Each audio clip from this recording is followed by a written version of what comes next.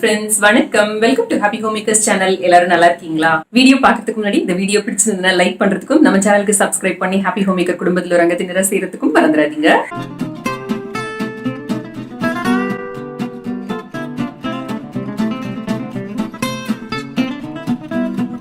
ஒரு கடாயில ஒரு டேபிள் ஸ்பூன் அளவுக்கு நெய் எடுத்துக்கோங்க.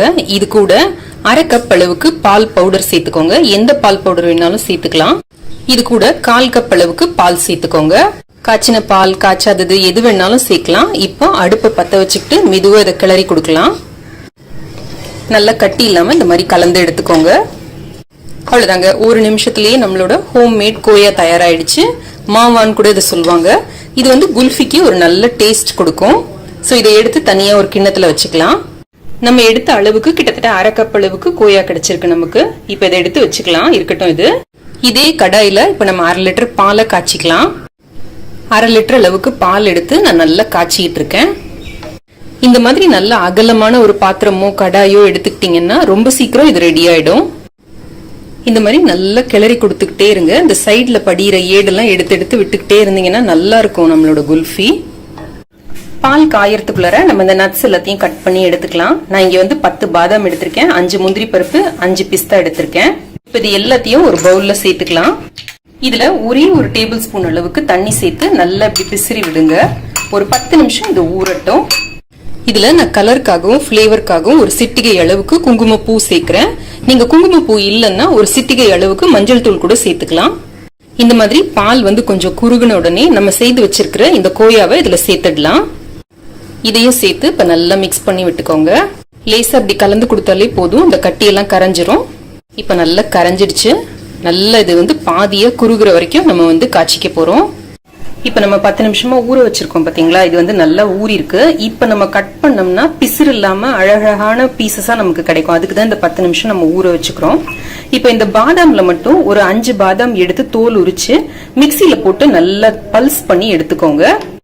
இந்த மாதிரி ஒரு பொடியா நமக்கு கிடைக்கும். கண்டினியூஸா அரைச்சோம்னா எண்ணெய் மாதிரி வந்துரும். சோ பல்ஸ் பண்ணி இந்த மாதிரி எடுத்துக்கோங்க.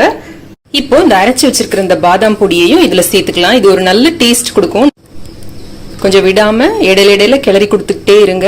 இந்த ஓரத்துல இருக்கிற இந்த ஆடெல்லாம் எடுத்து விட்டுக்கிட்டே இருங்க. அப்பதான் நல்ல டேஸ்டா இருக்கும். இப்ப பாத்தீங்கன்னா இந்த பால் நல்லா குறுகிடுச்சு, நல்லா திக் ஆயிடுச்சு. அடுப்பை ஆஃப் பண்ணிக்கலாம். இதுல நம்ம அரிஞ்சு வச்சிருக்கிற இந்த நட்ஸை சேர்த்துக்கலாம். 1/4 டீஸ்பூன் அளவுக்கு ஏலக்காய் தூள் சேர்த்துக்கோங்க.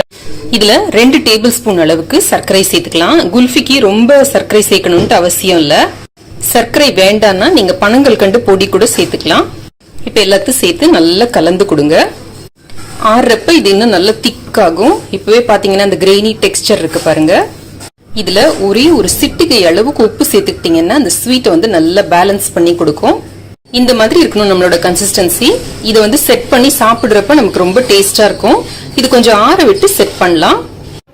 இந்த மாதிரி நம்ம வீட்டுல இருக்கிற சின்ன கிண்ணங்கள்லயோ இல்ல இதுக்குன்னு கிடைக்கிற இந்த மண் பாத்திரங்கள்லயோ நம்ம வந்து இதை செட் பண்ணலாம். இப்ப நான் இது 3மே எடுத்து வச்சிருக்கேன். இதுல நம்ம நிரப்பிக்கலாம். நைட் ஃபுல்லும் ஃப்ரீசர்ல வச்சு எடுக்கலாம். இந்த மாதிரி ஐஸ்கிரீம் ஸ்டிக்ஸ நல்ல இந்த சென்டர்ல குத்தி வச்சுட்டு நம்ம இப்ப இதை நைட் ஃபுல்லும் ஃப்ரீசர்ல வச்சு எடுக்கலாம். இப்போ நம்மளோட குல்ஃபி ரெடியா இருக்கு. இந்த குல்ஃபிக்குள்ள நம்ம வந்து ஸ்பூன் வச்சு டைரக்டாவே எடுத்து சாப்பிடலாம். இதை வந்து வெளியில எடுக்கிறதுக்கு இந்த மாதிரி ஒரு கிண்ணத்துல தண்ணி வச்சுக்கோங்க. நார்மல் தண்ணி போதும். அதுக்கு நடுவுல கொஞ்ச நேரம் அந்த மாதிரி வச்சிங்கன்னா போதும். நல்லா இது வெளியில எடுக்க வந்துடும். இப்போ நம்மளோட குல்ஃபி ரெடி. இப்போ நம்மளோட ஈஸி குல்ஃபி தயார். நம்ம சேனல்ல வர ஏதாவது நீங்க ஃபாலோ பண்ணீங்க, ட்ரை பண்ணி பாத்தீங்க அப்படின்னா படத்தை வந்து இன்ஸ்டாலயோ ஃபேஸ்புக்லயோ போஸ்ட் பண்ணிட்டு என்ன டேக் பண்ணுங்க. இன்ஸ்டாகிராம்லயும் ஃபேஸ்புக்லயும் கூட நான் இன்ட்ரெஸ்டிங் கண்டென்ட் அப்பப்ப அப்லோட் பண்ணிக்கிட்டே இருக்கேன். நீங்க அதையும் பாருங்க, சப்போர்ட் பண்ணுங்க, ஃபாலோ பண்ணுங்க. Instagram ID happyhomemaker_tamil, Facebook ID happyhomemaker_tamil. நம்ம வீடியோஸ்ல வர ப்ராடக்ட்ஸ் ஏதாவது வாங்கணும் அப்படின்னா கீழே அமேசான் லிங்க் இருக்கு. இந்த வீடியோ உங்களுக்கு ரொம்ப பிடிச்சிருக்கும்னு நினைக்கிறேன், பயனுள்ளதாகவும் இருக்கும்னு நினைக்கிறேன். பிடிச்சிருந்ததுன்னா லைக் பண்ணுங்க, உங்க ஃப்ரெண்ட்ஸோடையும் ஃபேமிலியோடையும் ஷேர் பண்ணிக்கோங்க. நம்ம சேனலுக்கு சப்ஸ்கிரைப் பண்ணி ஹாப்பி ஹோம் மேக்கர் குடும்பத்துல ஒரு அங்கத்தினரா சேர்ந்துருங்க. நம்மளோட மத்த 2 சேனலான ஹாப்பி ஹோம் மேக்கர் கோலம் 2 பாருங்க, சப்ஸ்கிரைப் பண்ணுங்க, சப்போர்ட் பண்ணுங்க. இணைந்திருங்கள் ஹாப்பி ஹோம் மேக்கர் சேனலுடன். என்னாலும் நன்றி, வணக்கம்.